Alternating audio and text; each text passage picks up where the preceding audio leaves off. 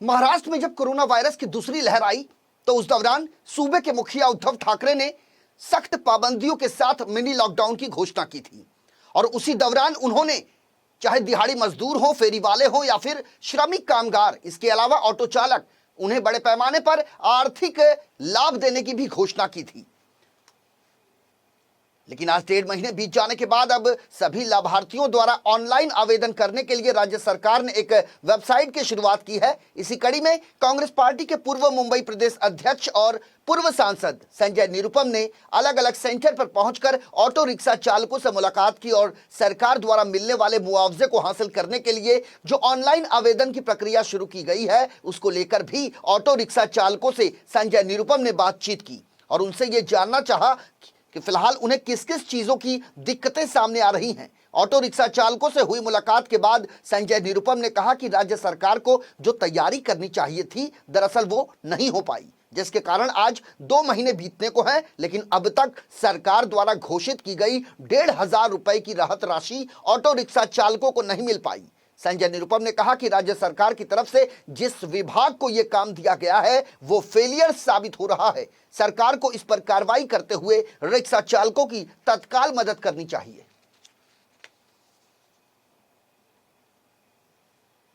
लगभग 7-7.5 lakh auto rickshaw चालक हैं। उनके लिए महाराष्ट्र सरकार ने लॉकडाउन शुरू होने से पहले यह घोषणा की थी कि लॉकडाउन की वजह से जो प्रभावित होंगे लोग, उनको आर्थिक मदद करने के लिए वो 1,500 रुपये उनके बैंक अकाउंट में देंगे। अब उनके बैंक अकाउंट में 1,500 रुपये देने के लिए उनका रजिस्ट्रेशन होना जरूरी था और उनका जो बैंक अकाउंट है उसको आधार से इनेबल करना जरूरी था।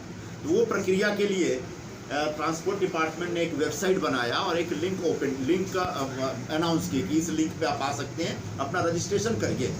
अब ये वेबसाइट बनाने और लिंक की घोषणा होने में लगभग 1.5 महीने लग गए। अप्रैल पूरा निकल गया, आज 24 मई हो गया, मतलब मई भी आधा से ज़्यादा निकल गया है।